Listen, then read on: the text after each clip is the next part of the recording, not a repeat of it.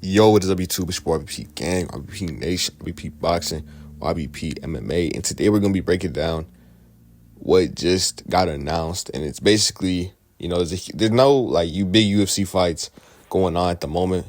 I think next week it's going to be Tracy Cortez going against Rose Namajunas. So for this week, all we really have is boxing, and so we have Shakur Stevenson versus Artem Harutyunyan, I think, Armenian guy, tough opponent, and then if you are an MMA fan, we have Nate Diaz going against Jorge Masvidal, but not in MMA, in boxing for a rematch, I guess, of their BMF fight. Now, you're probably wondering, what does that have to do with anything? Basically, if you saw the title of the video, you know what I'm about to talk about.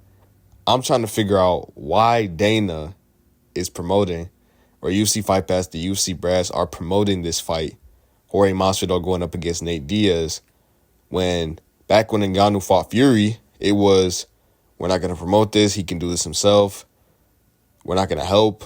Blah, blah, blah. Saying, the Conor Mayweather, that was an exception. We're not going to step in.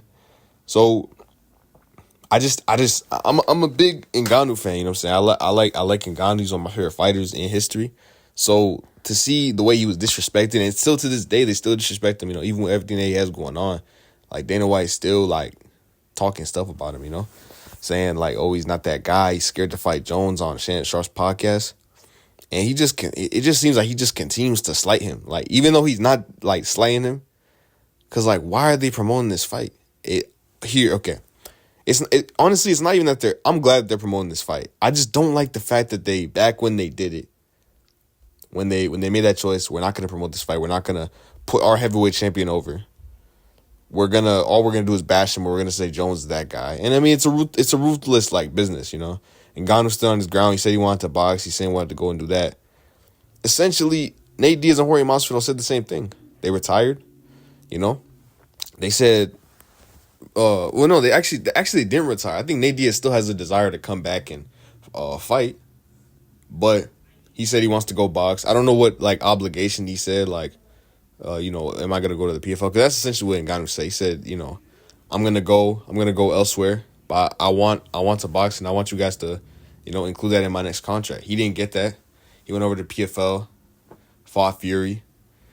Maybe it's different circumstances. Maybe I'm just waffling, but I just don't like the double standard. We're sitting over here promoting a fight that's gonna get no attention whatsoever. I know there's no events going on, but it's gonna flop on pay-per-view. No one's gonna watch this fight. A lot of people are probably just going to stream it.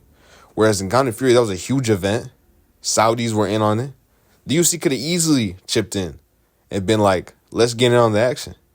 But they stood there. They stood their ground. They were we're not going to promote this. When it made zero sense. But now they're going to come here and promote this trash event that has no hype. There's no build at all. No one cares for the fight at all. It's a dead event. Nothing. What's helping them a little bit is that there's not much going on. Shakur's fighting, and no one really wants to see Shakur. So this is really going to be the only thing combat sports wise. So that's helping them. And they had the new Fight Pass thing where they're giving it for a discounted price. So maybe people will pay the pay-per-view. They already have the service, getting people in the door. They're trying to grow that Fight Pass brand.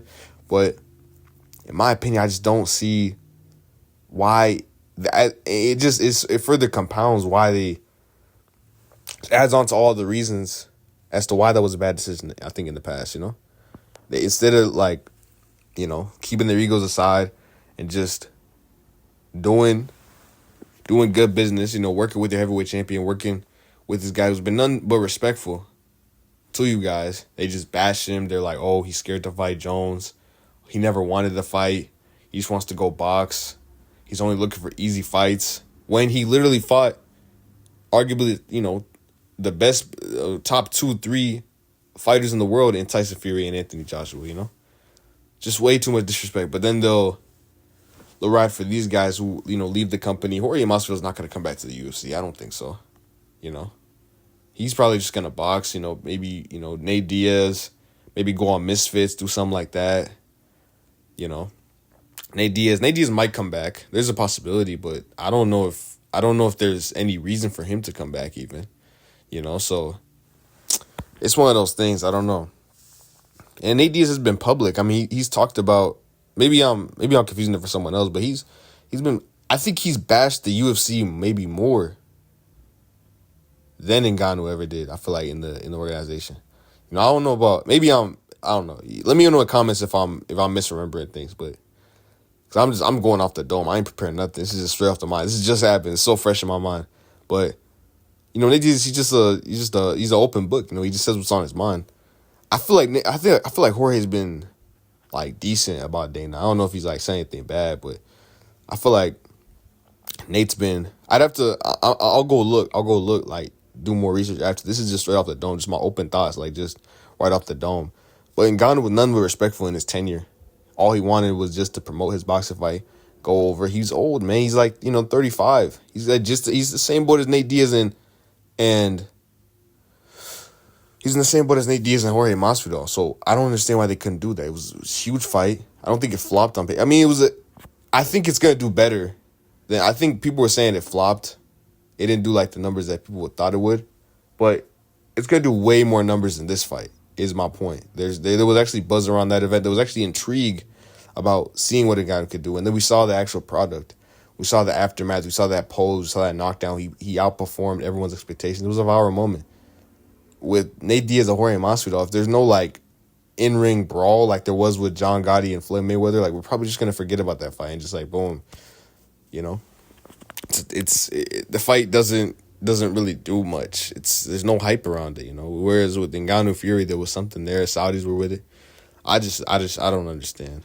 Let me know in the comments if I'm tripping or if y'all got a different opinion, what y'all think about it. But I think Dana White just showing like once more he's a snake. I feel like that guy. I love him for putting on the fights and doing the stuff that he does, but like how he treats Ngannou, how he's treated that whole situation. I never respected him for that. So I'm rocking with Ngannou forever. That's the heavyweight GOAT, the best heavyweight of all time. He kills Jones. He kills Miocic in the rematch. He beats the hell out of Aspinall, Blades, all them. That's the best heavyweight in the world. Shout out to him. And yeah, man, Dana White, I lost respect for you, man. This is messed up what they're doing. But shout out to Jorge Masvidal and Nate Diaz. They're getting promoted. They're going to be getting on a bigger platform. It's cool to see what they're doing. I'll be probably dropping a prediction about the fight later on because, like I said, it's the only thing going on. So I think it's smart by the UFC, but like why? Why now? Why now is what I'm trying to figure out. Like, do y'all hate Ngannou that much? But anyways, leave a like on the video, subscribe. Peace out, most guys. You know what it is.